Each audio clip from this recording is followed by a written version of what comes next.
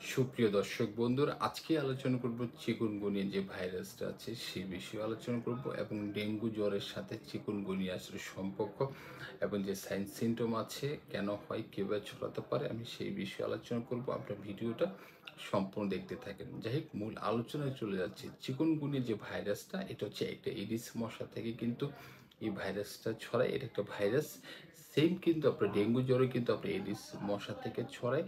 Dengue জ্বরের যে sign symptom বা এবং ডেঙ্গু জ্বর হওয়ার পর যে আসলে আমাদের শারীরিকভাবে আমাদের যে সমস্যাগুলো হয়, সেই সমস্যার মধ্যে অনেকটাই মিল আছে। যেমন হচ্ছে প্রচণ্ড ব্যথা, সেটা দিয়ে আপনার চিকুনগুনিয়ার ক্ষেত্রে থাকে। তারপর হচ্ছে মাথা ব্যথা, বমি টেন্ডেন্সি, জয়েন্টে ব্যথা এবং খাওয়ার অরুচি এবং খুবই দুর্বল লাগা, সেম কিন্তু চিকুনগুনিয়ার ক্ষেত্রে থাকে। কিন্তু একটা তফাৎ হচ্ছে ডেঙ্গু জ্বরের মধ্যে যেটা শরীরে র্যাশ হয় 2 থেকে 3 দিন পর, সেই জিনিসটা কিন্তু আপনার চিকুনগুনিয়ার ক্ষেত্রে হয় না।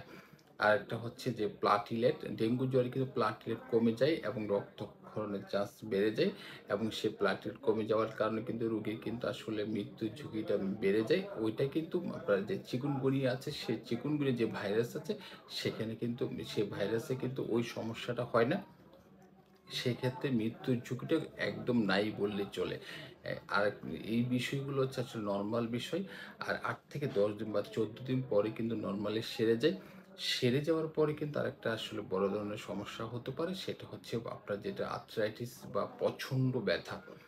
দেখবেন অনেকেই কিন্তু সেরে যাওয়ার পরে দেখবেন প্রত্যেকটা জয়েন্টে এত তীব্র ব্যথা, যে ব্যথায় কিন্তু আসলে রোগী অসহ্য হয়ে যায় এবং রোগী কিন্তু কাজকর্ম যে নরমাল যে আসলে দৈনন্দিন যে কাজকর্ম করে, সে কাজকর্ম পর্যন্ত করতে পারে না এবং রোগী এই তীব্র ব্যথার কারণে কিন্তু খুবই কষ্ট পায়। এটা হচ্ছে আপনার চিকুনগুনিয়ার ক্ষেত্রে সেই সমস্যা দেখা দেয় সুস্থ হওয়ার পরে।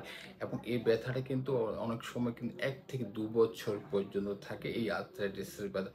আর যাদের আসলে ডায়াবেটিক বা হচ্ছে আপনার উচ্চ রক্তচাপ বা যাদের আসলে অস্টিওআর্থ্রাইটিসের সমস্যা থাকে, তাদের ক্ষেত্রে কিন্তু এই সমস্যাটা কিন্তু আরেকটু মেজর হয়। সেক্ষেত্রে কিন্তু অবশ্যই আপনাকে ডক্টর একজন রেজিস্টার্ড যে ডক্টর আছে, রেজিস্টার্ড ডক্টরকে দেখিয়ে আপনাকে যে সাইন সিমটম আছে সেটার উপর আপনাকে ট্রিটমেন্ট করতে হবে। আর যে ডেঙ্গু জ্বরে যেই আসলে যে ভাইরাসটা আপনার আসলে ৪ বার হওয়ার একটা চান্স থাকে, কিন্তু চিকুনগুনিয়ার ক্ষেত্রে কিন্তু একবারে হয়। একবার হওয়ার পরে কিন্তু আপনার শরীরে যে ইমিউনিটি আছে সে বিল্ড আপ করে এবং সেক্ষেত্রে কিন্তু আর হওয়ার চান্সটা থাকে না। কিন্তু ডেঙ্গু জ্বর কিন্তু আপনার ৪ বার হওয়ার একটা ঝুঁকি থাকে। আর যেটা বলতে চাচ্ছি, দেখেন আমাদের যে পরিবেশ বা হচ্ছে এনভায়রনমেন্ট আছে, আমাদের আসলে সচেতন হতে হবে।